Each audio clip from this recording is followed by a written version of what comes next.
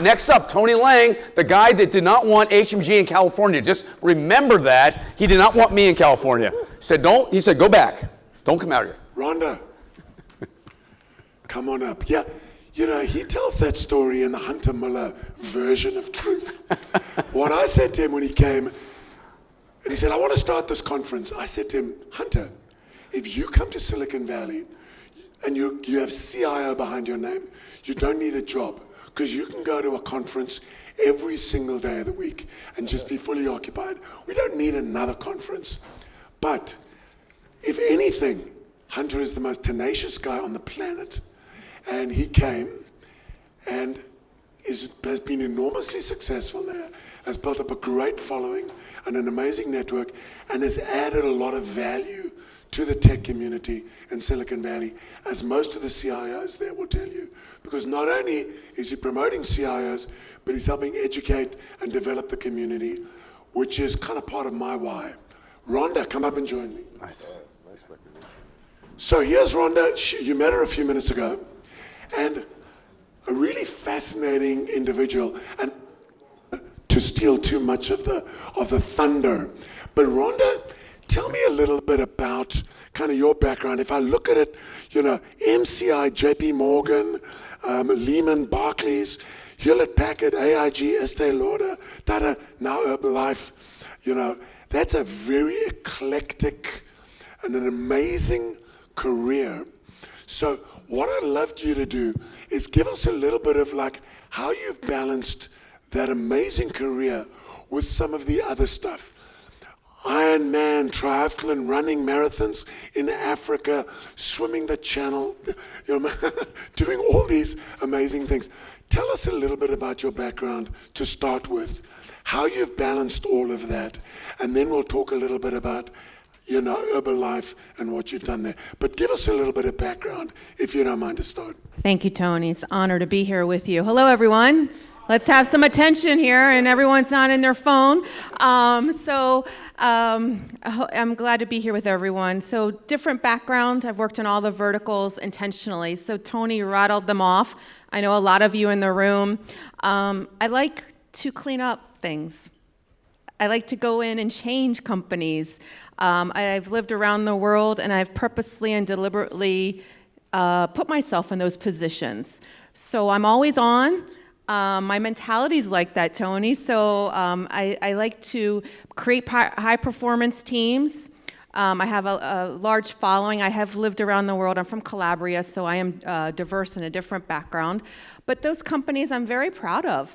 I've done over 20-plus mergers and acquisitions as well. And intentionally, when Tony and I met, he's like, what is going on with this background? And I've intentionally moved, probably because I like movement. I like to leave a legacy and go. I'm not your keep the lights on person, which is very, I hope that resonates with all of you in this room. And then I've balanced it by the more I grew in my career, I need an outlet, Tony. So I thrive in chaotic, clean up, bringing people together, collaborating, and actually making a difference to the world through technology and then through sports. Yeah, so, I mean, you're a poster child for what Herbalife was looking for. Herbalife is almost a health and wellness type of business. So let's talk about that. So great technical capability, leadership, but like a poster child for what they want their executives to be. So tell me a little bit about kind of why Herbalife, more importantly, what you found when you got there, and then we can unpack that journey of trying to transform a business and build a team and have a coherent team during the pandemic. Absolutely. Great question, Tony. Poster child, thank you for saying that from a sports perspective. I believe in wellness. I live it, so I do it. This microphone's going out. Sorry, team. And when I went to Herbalife, everyone's like, why Herbalife? Why Herbalife? And I didn't know about Herbalife when Tony had called me, and it was health and wellness. And that's in my wheelhouse, no pun intended.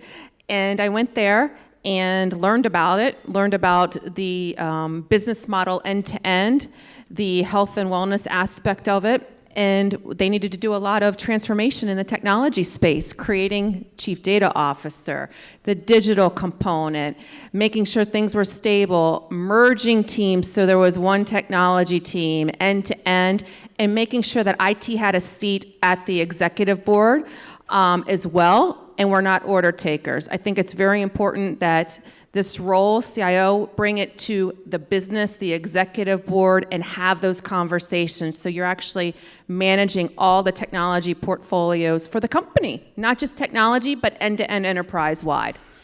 They may have a replacement mic for you. So, in my mind, the purpose of every business is to find and keep customers.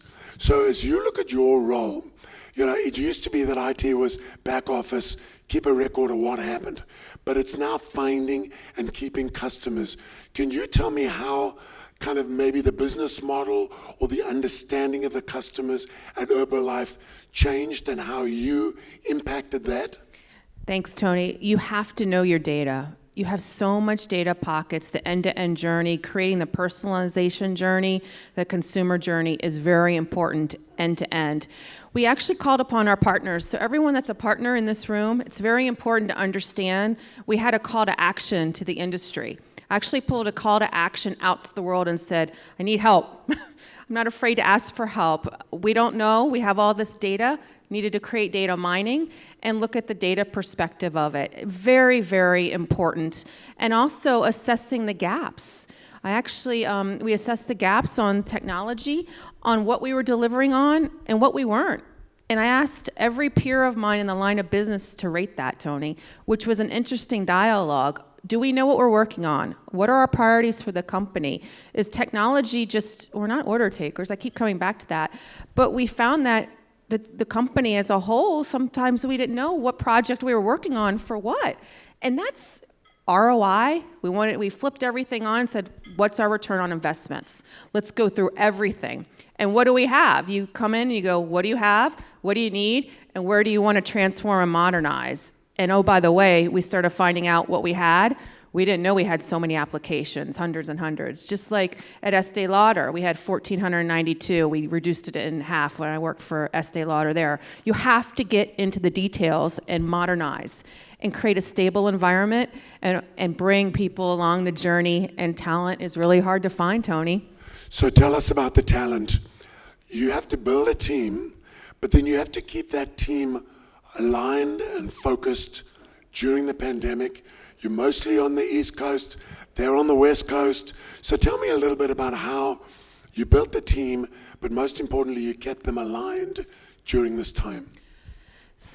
We all have fatigue. So we had 96 countries. The time zone never changed. I think all of you can relate to that, right? Time zone. So even though they were on the West Coast, East Coast, it was all India. It was all around the clock, 19 hours. I'm not proud of that. Health, balance, fitness, you can imagine training. There's no excuses. Still did 14 races this year when they opened up.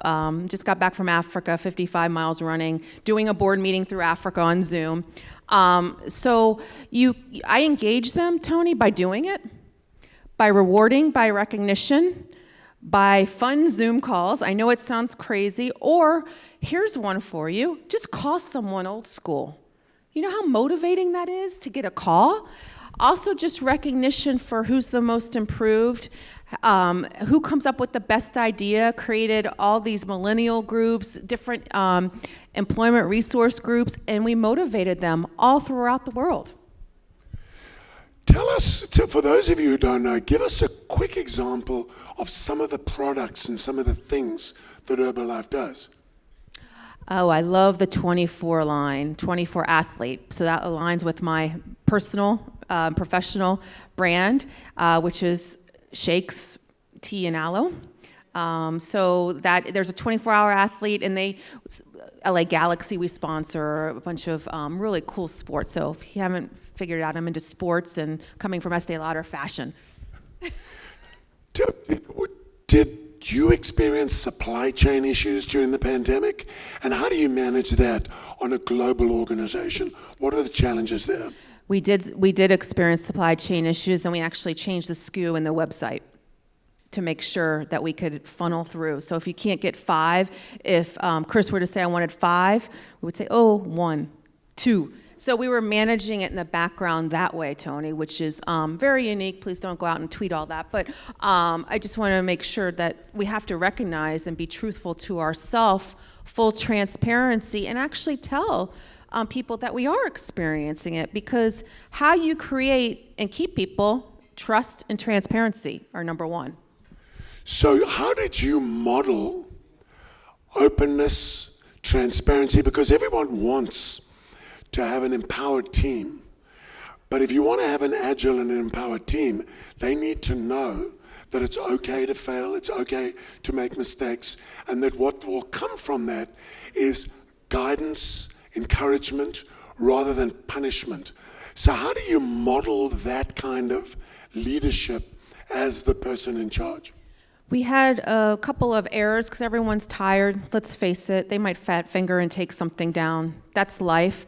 I actually modeled it by an all hands, which had over 1,000 people on it from all the different countries. And I said, I'm not gonna say this person, but in front of everyone, I said, hi, Chris. I'm not gonna say his last name, it wasn't Chris. I want to thank you for your managerial courage. It got to the point where people were calling me directly, and I'm not a hierarchical leader, saying I made a mistake. When I first arrived there, it was not like that. They felt like they couldn't admit it. I'm like, I openly acknowledged them and rewarded them, Tony, in front of their peers for saying that they made a mistake. Coming from the finance sector, being yelled at on Wall Street, which I love that mentality too, because I'm an athlete, I respect when someone is vulnerable, and I really created a positive atmosphere when someone makes mistakes, because we all make mistakes, and that's how we learn, and I want to promote that, and that's how we did it. Great. We are at the end of time. I don't know if anybody has a question for Rhonda. I'll give you a shot. There's a hand going up there. Otherwise, wonderful. There's 2 hands. But yes, sir. Yeah, this might be a little bit off key, but being into health and wellness, what's your views on companies like Peloton, Tonal, things like that? A lot of them have grown exponentially during the COVID, but as things are coming back, they're going to face challenges. As being an athlete yourself and on the business and technical side, what are your views on the future of wellness and health? I think it's going to continue to skyrocket. I know a couple of the early investors in Peloton, and I'm a big proponent of it. So watch this space, and I think everyone has learned from COVID just how important your health is, and I don't think it will ever go away, and it's going to keep on going. Thank you. I'm getting big signals from this little thing here telling me to shut up. So thank you all for listening. Been wonderful. I think we go to a break now. Break.